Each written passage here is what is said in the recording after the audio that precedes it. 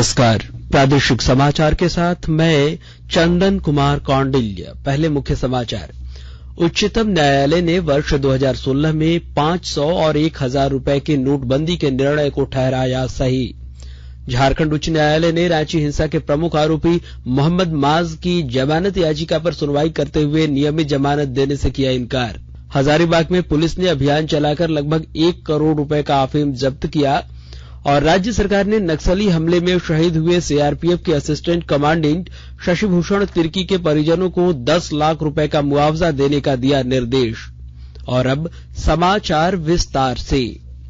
उच्चतम न्यायालय ने वर्ष 2016 में 500 और 1000 रुपए के नोटबंदी के निर्णय को सही ठहराया है। न्यायालय ने कहा है कि इस निर्णय से पहले केंद्र सरकार और भारतीय रिजर्व बैंक के बीच परामर्श हुआ था। बहुमत के आधार पर फैसले को देते हुए न्यायमूर्ति बीआर गवई ने कहा कि नोटबंदी करने का उद्देश्य कालाबाजारी रोकना और आतंकी गतिविधियों के लिए धन मुहैया कराने पर रोक लगाना था।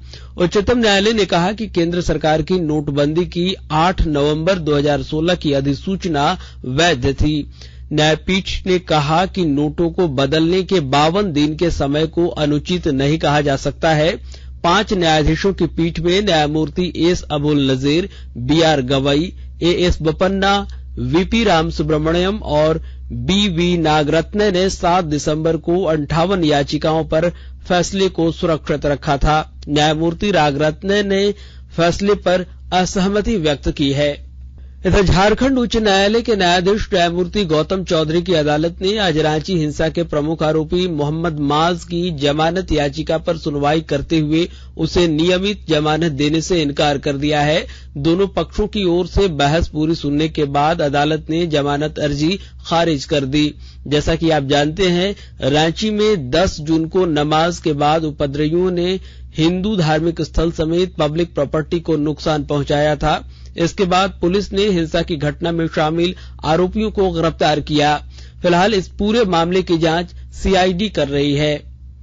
रांची के सांसद संजय सेठ ने जैन समाज के जन भावनाओं को ध्यान में रखते हुए मुख्यमंत्री हेमंत सोरेन से पारसनाथ को तीर्थ स्थल ही रहने देने की मांग की है।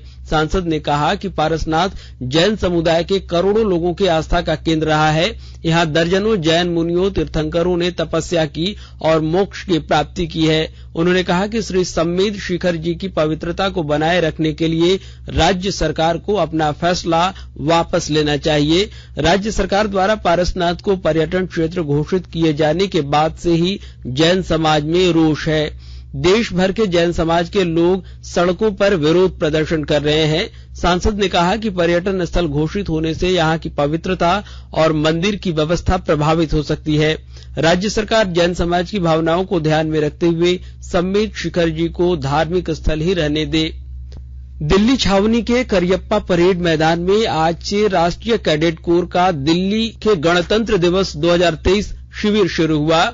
28 राज्यों और 8 केंद्र शासित प्रदेशों के 2150 से अधिक कैडेट इस शिविर में भाग ले रहे हैं। शिविर का उद्देश्य गणतंत्र दिवस के सिलसिले में राष्ट्रीय राजधानी में होने वाले विभिन्न कार्यक्रमों के माध्यम से देश की संस्कृति और परंपरा के बारे में जानकारी देना है। इसके अतिरिक्त कैडेटों के व्यक्तित्व से संबंधी गुणों के विकास का भी उद्देश्य इससे जुड़ा हुआ है। वहीं लगभग 1 महीने का यह शिविर 28 जनवरी को प्रधानमंत्री की रैली के साथ संपन्न होगा। और आकाशवाणी के ताजा तरीन समाचारों के लिए आप हमारी वेबसाइट newsonair.com पर लॉग इन कर सकते हैं। ताजा समाचार Twitter handle @AIR News Alerts और Facebook page all India radio news पर भी उपलब्ध है।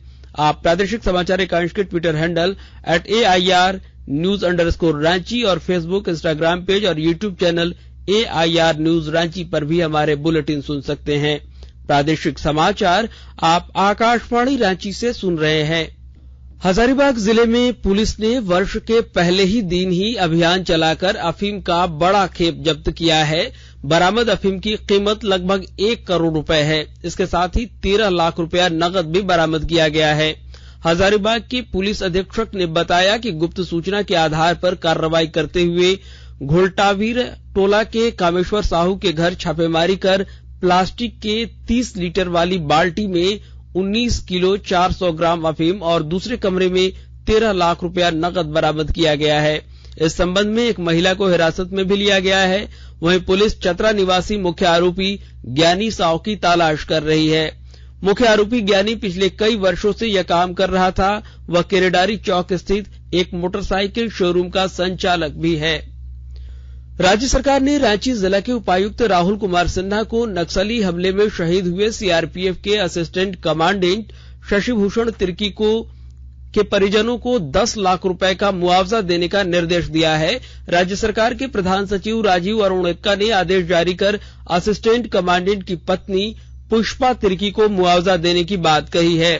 सीआरपीएफ के असिस्टेंट कमांडेंट शशिभूषण तिर्की छत्तीसगढ़ के बीजापुर जिले में बीते वर्ष 12 फरवरी को पुलिस और नक्सलियों के बीच हुए मुठभेड़ में शहीद हो गए थे। शहीद जवान के परिवार वाले रांची के डिबडी में रहते हैं। वहीं शहीद शशिभूषण तिर्की ने वर्ष 2003 में सीआरपीएफ में योगदान दिया था। निर्वाचन आयोग ने सभी राजनीतिक दलों की अगले महीने की 16 तारीख को बैठक बुलाई है। बैठक में तकनीकी दल और विशेषज्ञ बहु निर्वाचन क्षेत्र रिमोट इलेक्ट्रॉनिक वोटिंग मशीन के उपयोग की जानकारी देंगे। भारत निर्वाचन आयोग मतदान प्रक्रिया में बड़े स्तर के बदलाव की तैयारी कर रहा है। इसके अनुसार अब मतदाता देश में कहीं से भी अपने निर्वाचन क्षेत्र में वोट डाल सकेंगे। चुनाव आयोग ने बहु निर्वाचन क्षेत्र रिमोट इलेक्ट्रॉनिक वोटिंग मशीन तैयार की है। इस मशीन के द्वारा एक मतदान केंद्र से 72 विभिन्न निर्वाचन क्षेत्रों के लिए मतदान किया जा सकता है। और साइबर अपराधियों ने पिछले 1 वर्ष में जमशेदपुर के लोगों से लगभग 1.5 करोड़ रुपए की ठगी की है। विस्तृत ब्यौरे के साथ हमारे संवाददाता। साइबर ठगी के मायाजाल में फंसकर जमशेदपुर वासी 1 साल में लगभग 1.5 करोड़ रुपए गवा चुके हैं। कभी रुपए दोगुना होने के लालच तो कभी कागजात अपडेट कराने के नाम पर लोगों को ठगी का शिकार बनाया गया। पुलिस लोगों को जागरूक करने का प्रयास करती रही, लेकिन लोग साइबर ठगों के झांसे में आकर गाढ़ी कमाई का पैसा गंवाते रहे। साइबर ठगी का शिकार शिक्षित और जागरूक लोग भी बने। इसमें एनएमएल के पूर्व वैज्ञानिक, रिसर्चर, टाटा मोटर्स के डीजीएम, डॉक्टर आदि शामिल है। अपना निजी डाटा, जानकारी, ओटीपी आदि कभी किसी के साथ शेयर नहीं करे। डॉक्टर राजेश कुमार लालदास, आकाशवाणी समाचार, जमशेदपुर। रेलवे ने 3 से 9 जनवरी तक चलने वाली कई ट्रेनों को रद्द किया है। जानकारी के अनुसार चक्रधरपुर मंडल के बिरराजपुर स्टेशन पर नॉन इंटरलॉकिंग का काम होना है। इस वजह से Tatanagar Hatia Tatanagar express, Tatanagar Hatia MEMU special और टाटानगर बरकाकाना टाटानगर पैसेंजर स्पेशल ट्रेनें 6 दिनों तक रद्द रहेंगी। रांची रेल मंडल ने यात्रियों की सुविधाओं को ध्यान में रखते हुए ये सूचना जारी की है। भारत जोड़ो यात्रा के तहत आज लोहरदगा जिले के कुड़ू में यात्रा निकालते हुए कांग्रेसी नेताओं ने भारत जोड़ने का आह्वान किया है। इस दौरान स्थानीय विधायक सह मंत्री रामेश्वर उरांव ने कहा कि भारत में नफरत की राजनीति नहीं चलेगी। भारत जोड़ो यात्रा ब्लॉक मोड़ से शुरू होकर बाईपास सड़क होते हुए नावाटोली तक पहुंची। इस यात्रा में पूर्व विधायक सुखदेव भगत समेत कई कांग्रेसी नेता और कार्यकर्ता शामिल हुए। इधर जमशेदपुर के मुसाबानी के सीओ रामनरेश सोनी का दिल का दौरा पड़ने से निधन हो गया। आज अहले सुबह मुसाबानी स्थित आवास पर तबीयत बिगड़ने पर उन्हें पीएमसीएच लाया गया, जहां डॉक्टरों ने मृत घोषित कर दिया। बताया जा रहा है कि वे उत्तर प्रदेश के रहने वाले थे और कुछ दिन पहले उनका प्रमोशन बीडीओ के रूप में हुआ था। हालांकि उन्होंने अभी पदभार ग्रहण नहीं किया था।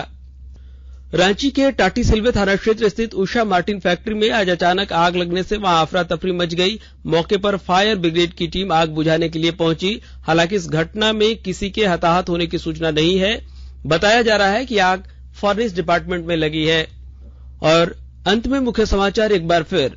उच्चतम न्यायालय ने वर्ष 2016 में 500 और 1000 रुपए के नोटबंदी के निर्णय को ठहराया सही। झारखंड उच्च न्यायालय ने रांची हिंसा के प्रमुख आरोपी मोहम्मद माज की जमानत याचिका पर सुनवाई करते हुए नियमित जमानत देने से किया इनकार।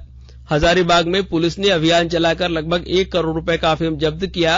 और राज्य सरकार ने नक्सली हमले में शहीद हुए सीआरपीएफ के असिस्टेंट कमांडेंट शशिभूषण तिर्की के परिजनों को 10 लाख रुपए का मुआवजा देने का दिया निर्देश। इसके साथ ही आकाशवाणी रांची से प्रादेशिक समाचार का यह बुलेटिन समाप्त हुआ। नमस्कार।